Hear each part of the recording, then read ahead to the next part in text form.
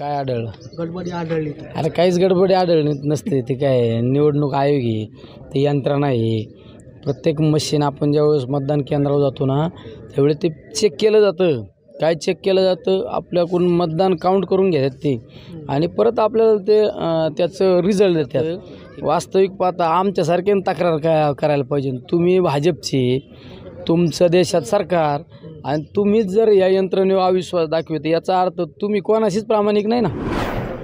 विरोधकांनी फेर मतमोजणीचा निवडणूक आयोगाला अर्ज केला होता, त्याचा मोकॉल होणार आहे. मॉप कॉल जरी झाला, माझं निवडणूक आयोगावर आणि त्या यंत्रणेवर माझा 100% विश्वास. मुळं त्या गोष्टीमध्ये कुठं फेरफार बदल होत नसतो. कारण लोकसभेची निवडणूक ही देशाचं भवितव्य घडवणारी निवडणूक आहे. उद्या जर या मशिनरी मॅनेज होत असल्या तर लोकांनी रात्रंदिवस समाजासाठी काम केलंच नसतं ना. निवडणुकीच्या काळात कुठंतरी यंत्रणा मॅनेज करायची आणि निवडणुकीला सामोरं जायचं. त्यामुळं ह्या गोष्टी म्हणजे फक्त रडीचा डाव आहे. म्हणजे आता आपलं अपेक्षेनं आपलं काळं तोंड कसं समाजाला दाखवायचं म्हणून आता हे बालिश उद्योग चालू आहे, बाकी काय होत नसतं. पण जर काही मतदान केंद्रांवर जर काही हे आढळलं तर मग तुमची भूमिका काय? काय आढळलं? गडबडी आढळली. अरे काहीच गडबडी आढळली नसते. ते काय निवडणूक आयोग आहे, ते यंत्रणा आहे. प्रत्येक मशीन आपण ज्यावेळेस मतदान केंद्रावर जातो ना त्यावेळी ते चेक केलं जातं. काय चेक केलं जातं? आपल्याकडून मतदान काउंट करून घेतात ते आणि परत आपल्याला ते त्याचं रिझल्ट देतात. हे काउंट केलं जातं. वास्तविक पाहता आमच्यासारख्यानं तक्रार करायला पाहिजे. तुम्ही भाजपची, तुमचं देशात सरकार आणि तुम्हीच जर या यंत्रणेवर अविश्वास दाखवते याचा अर्थ तुम्ही कोणाशीच प्रामाणिक नाही ना.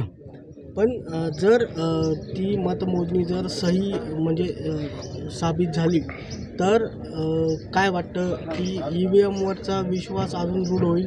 जे काही आरोप तुमच्या वतीने देखील विरोधी पक्षाच्या वतीने देखील करण्यात आले होते की EVM माझ्या मतदारसंघात मी सगळं बारकाईने पाहिलेले, सगळं अभ्यासलेलं आहे आम्ही.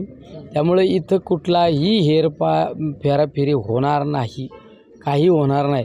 त्यामुळं काही होणारच नाही तर चर्चाच कशाला करायची? नाही, पण जर ते सही जर साबित झालं तर हा निकाल जो आहे तर तो देशात जाणार आहे. EVMवरचा विश्वास जो विरोधी पार्टी म्हणते की गडबडी होती तर तो कुठंतरी खोडला जाणार आहे.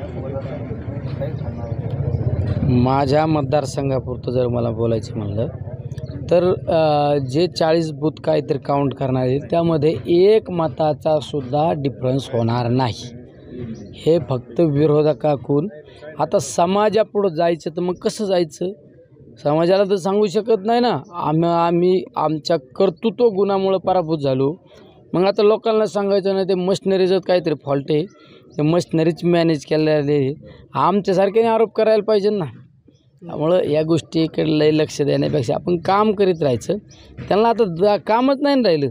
त्यांना आता अर्ज देते आणि अजून निवडणूक आयोगाकडे अजून काही तक्रार करतील, हे सगळे उद्योग करतील. ते करू द्यायचे त्यांना. आता त्यांना 5 वर्ष आपण तेवढंच काम दिलं ते त्या पद्धतीने ते करतील. 1991ची पुनरावृत्ती होऊ शकते. 1991ला त्यांच्या आजोबांनी तेच केलं ना. ते कुटुंबाची परंपरा आहे. काही कुटुंबाची एक खासियत असते, काही कुटुंबाची एक परंपरा असते, ते त्याच चालू जात असतं. त्याच्यामुळे